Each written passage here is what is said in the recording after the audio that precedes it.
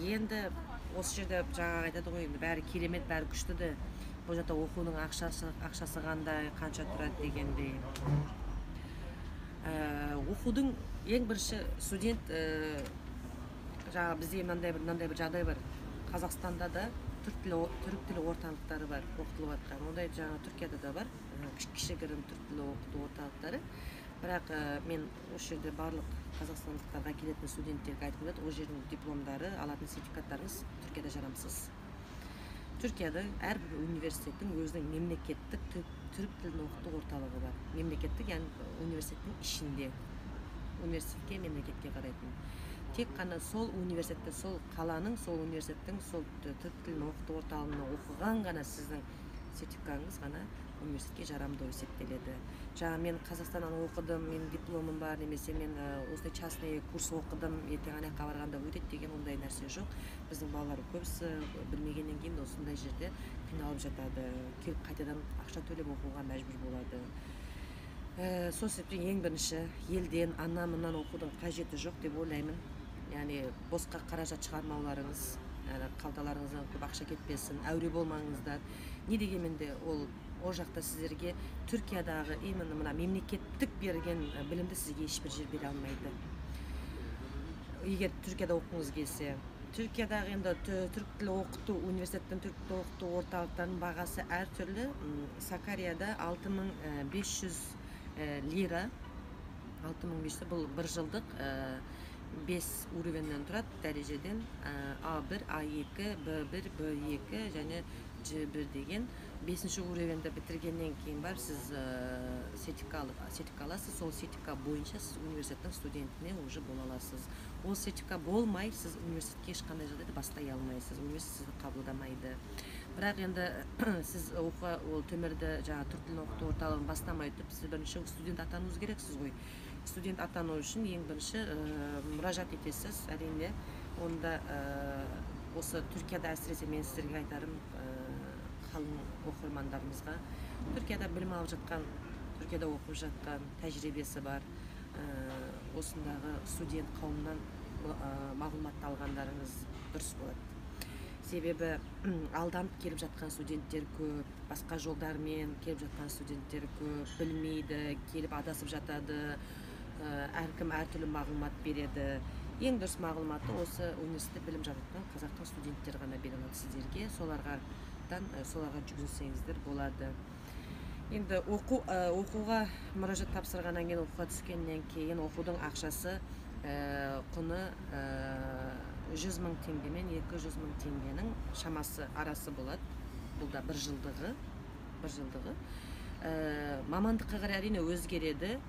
Кейбір мамандықта бар, жаңағы бір жылдығы 150 мың теңге, 180 бар, 200-ден жоғарыда бар. Медицина және тіс дәрігерлері бұның үшін әрине кірмесе, олардың ол мамандықтардың бағасы өте қымбат әрине, және түсу де өте қиын. Оның сыртында қалған басқа мамандықтарға, барлық мамандықтарға түсіп оқуға болады. Құжаттарыңыз әрине жіберілгеннен кейін, оқуға түсіп студент атанғаннан кейін келіп бірінші жаңағы университетке тіркелесіз. Университетке тіркеліп, университеттің қаражат төлейсіз. Жаңағы сол 100 мың мен 200-250 мың теңге шамасында қаражатты төлейсіз. Төлегеннен кейін, сіз түрікше білмегеннен кейін, сізді университет өзі сол университеттің түрік тілі оқыту орталығына өздері жібереді. Сол жерге емтиханға кіресіз. Егер түрік тілін білмеген жағдайда, сіз сол жерден бірінші уровеньнен, дәрежесінен бастайсыз. Бір жыл оқисыз, сосын білім аласыз. Бірақ ол оқып жатқан кезде, ол түрік тілі оқыту орталығында оқыған кезде, ешқандай да университеттегі сіздің студенттік құқығыңыздан ешқандай айырылмайды. Яғни ол сақталып тұра береді. Бірақ сіз оқудың ақшасын төлеп қойдыңыз, ол тіркеліп қойдыңыз, ол өшпегеннен кейін сіз түрік тілін оқытып, дайындық курсын оқып келесіз, сертификатыңызды аласыз.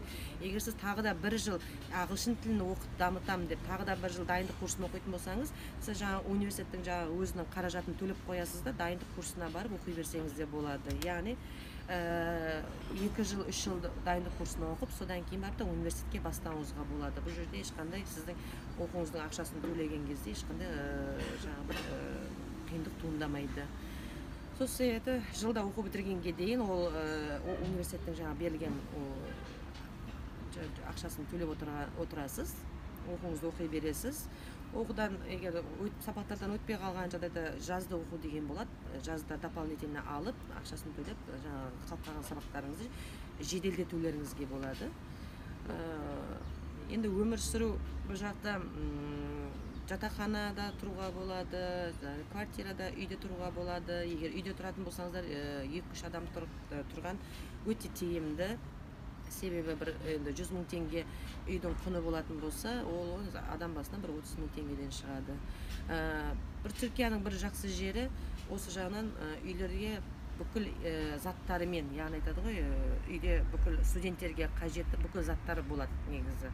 Және үйдің төлемақысы деген болады, жаңа электр, су, газ. Бұл соның ішіне кіреді негізі. Яғни сіздің тек төлейтініңіз соқта жаңағы осының ішіне, соның бәрі ішіне кірілген, тек бір 30-35-40 мың теңге шамасына адам басы төлеп тұра бересіз. Яғни электр, су, газға енді көбінде бұлай артынан ақша шығармайсыз. Одан кейін жатақханада тұрсаңыздар да, жатақханада жеке частный дейді ғой, жеке жатақханаларда завтрак болады, таңғы асыңыз беріледі, ужиныңыз болады, кешкі асыңыз. Бұлар көбінде яғни ішіне кіреді, жаңа төлейтін ақшаңыздың, ол да енді 50, 60, 70 мыңнан басталады. Ол тұратын бөлмеңізге байланысты. 2 адамдық, 3 адамдық, 4, 5, 6 адамдық.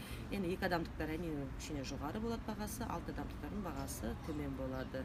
Бірақ жаңағы таңғы асы міндетті түрде кешкі асы беріліп отырады. Ал обедіңізді, түскі асыңызды сіз университетте жаңағы 2 лира 75 күріш дейді ғой, енді 150 теңгеге өзіңіз студенттік немен тамақты жей беруіңізге болады.